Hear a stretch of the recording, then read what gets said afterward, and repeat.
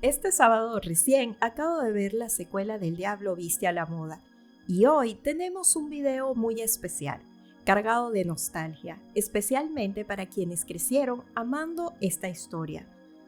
¿Pueden creer que ya han pasado 20 años desde el estreno de esta película? Parece que fue ayer cuando vimos a Andy Sachs, interpretada por Anne Hathaway, dar sus primeros pasos en el glamoroso pero despiadado mundo de la revista Runway. Debo confesar que tenía mis dudas sobre ver esta secuela. La original es una de mis películas favoritas y como a muchos me marcó en su momento. Esta es una de esas historias a las que uno les guarda un cariño especial, así que volver a este universo no era una decisión sencilla. Más allá de la nostalgia que inevitablemente acompaña a esta secuela, hay varios elementos que funcionan y que vale la pena destacar. La película logra actualizar su universo sin perder del todo su esencia, incorporando temas actuales y planteándose qué significa seguir siendo relevante en un entorno que cambia constantemente. A diferencia de la primera entrega que se centraba en el crecimiento personal de Andy y en el conflicto entre identidad y ambición, aquí el foco se mueve hacia la permanencia. Esta nueva entrega nos trae de regreso a los mismos personajes de la primera: Miranda, Andy, Nigel y Emily, ahora enfrentando nuevas etapas y desafíos. En esta oportunidad seguimos a Andy, quien ha logrado consolidar su carrera como periodista, pero un despido inesperado le empuja de regreso a Runway, en medio de un escándalo mediático que afecta tanto a la revista como a Miranda. En el intento de recuperar la reputación y legitimidad de la publicación, Andy enfrenta distintos obstáculos para volver a ganarse la aprobación de Miranda. Juntas deberán navegar la complejidad de mantenerse vigentes y de preservar el legado de Runway frente a una nueva competencia, encarnada esta vez por Emily, cuya devoción y admiración por la revista se transforma aquí en una fuerza mucho más cercana a la rivalidad y a la venganza. El Diablo Viste a la Moda 2 se construye principalmente alrededor de la permanencia y la reinvención profesional. Nos habla de lo difícil que resulta mantenerse vigente en una industria que cambia constantemente y de los desafíos que impone una modernidad atravesada por la tecnología. Retrata ese temor contemporáneo a quedar atrás, a volverse obsoleto frente a nuevas herramientas, nuevas dinámicas y nuevas formas de pensar. Al mismo tiempo, la película introduce una dimensión más humana, la posibilidad de equivocarse, de fallar, de confrontar esas decisiones y eventualmente transformarse a partir de ellas. En ese sentido, también incorpora temas actuales como la cancelación, la inteligencia artificial y la digitalización, mostrando cómo estos elementos han reconfigurado la industria. Sin embargo, aunque por momentos parece insinuar una crítica al consumo efímero de la imagen y del contenido, estas ideas funcionan más como un impulso narrativo que como un eje de reflexión profunda. Son temas que se diluyen a medida que avanza la historia y que quizá habrían ofrecido un terreno mucho más interesante si la película hubiese decidido detenerse a explorarlos con mayor profundidad. Desde el inicio, la película está acompañada por un soundtrack pop bien elegido, con presencia de artistas como Lady Gaga, además de recuperar canciones icónicas de la primera entrega. Esto marca el tono de toda la cinta, una experiencia construida desde la nostalgia, llena de guiños, referencias e easter eggs que el fandom va a disfrutar muchísimo. Sin embargo, algo que llamó mi atención es que la película replica casi en el mismo orden muchos de los eventos de la original. Andy entrando a Runway, la conversación con Nigel en la cafetería, sus primeros fracasos laborales, su ascenso y validación por parte de Miranda, el gran viaje que ahora cambia París por Milán y finalmente ese cierre íntimo entre ambas. Y es justamente en este punto donde empiezan algunos de mis conflictos con la película. Hay momentos que se sienten demasiado calculados, demasiado convenientes para que la trama avance. Incluso algunos chistes como la tragedia de viajar en clase turista o perder el privilegio de viajar en el auto privado de la compañía se sienten débiles y poco orgánicos. A nivel técnico, la película es impecable, es visualmente muy agradable y fácil de seguir. Está claramente diseñada para entretener. Su atmósfera resulta acogedora, con espacios cálidos y reconfortantes, marcados por la elegancia y en algunos casos por una estética más vanguardista. Pero en comparación con la original, pierde un poco de profundidad.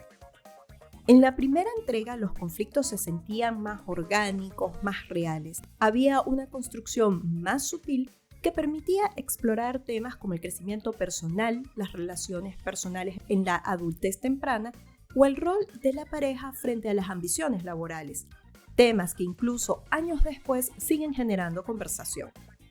Aquí, en cambio, todo parece alinearse demasiado bien para que los personajes lleguen a donde el guión necesita, como si toda solución estuviera a un par de llamadas de distancia, evitando entrar en reflexiones más incómodas o provocadoras. Aún así, hay algo que la película hace muy bien: la continuidad. Realmente se siente como una extensión del mismo universo. No hay una ruptura estética fuerte, a diferencia de otras secuelas que parecen estar desconectadas del trabajo anterior o que proponen una estética completamente nueva, que se siente más como un spin-off que una continuación. El lenguaje visual se mantiene fiel. La forma en que la cámara observa y acompaña a los personajes conserva el dinamismo característico de la primera entrega. Y aunque la propuesta está actualizada, sigue respetando su esencia. La fotografía es moderna, vibrante, pero coherente con el estilo urbano neoyorquino, elegante y sofisticado que definió a la original. Sin embargo, esta continuidad, en mi opinión, se rompe un poco cuando hablamos de los personajes. Por momentos sentí que tomaban decisiones que no terminaban de alinearse con quienes eran en la primera película. Miranda, por ejemplo, en ocasiones se explica demasiado, algo que antes no necesitaba hacer. Entiendo que aquí se busca humanizarla más, y eso no es necesariamente negativo, pero sí se siente un poco disonante.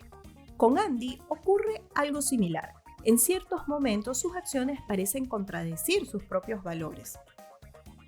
Nigel, en cambio, es probablemente el personaje más consistente y sin dudas uno de mis favoritos.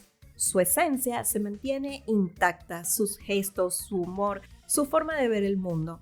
De todos es el que se siente más genuino. Y algo que llamó mi atención es que algunos de los personajes parecen haberse convertido en cierta medida en una caricatura de sí mismos. A pesar de todo esto, la película es disfrutable, es ligera, entretenida y cumple muy bien su función: reconectarnos con ese universo que tanto nos marcó. Algo que me pareció muy acertado de la actualización de este universo es que fue llevado a cabo con bastante equilibrio. No hay un exceso de tecnología ni una saturación de redes sociales o cultura de influencer, algo que sinceramente se agradece. Y claro, no podemos hablar del Diablo Viste a la Moda sin hablar de su estética y especialmente de la moda. La primera película construía su identidad desde una estética sobria, profundamente ligada al mundo editorial.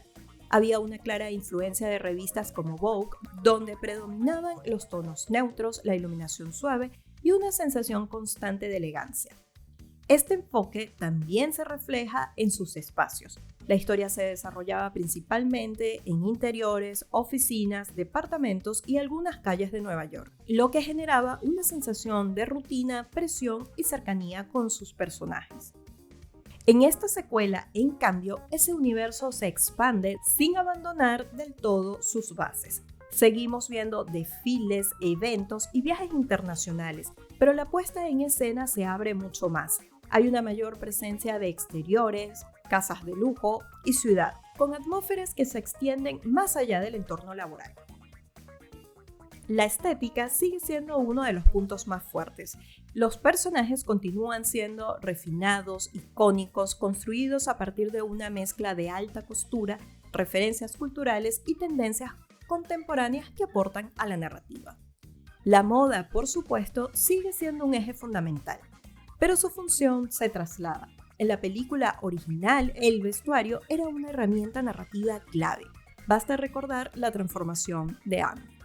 En la secuela, aunque el vestuario sigue siendo visualmente atractivo, su peso simbólico disminuye. La moda nunca ha sido realmente el tema central, pero sí un lenguaje clave. Es imposible ignorar lo poderosa y atemporal que resulta la propuesta visual de su primera entrega.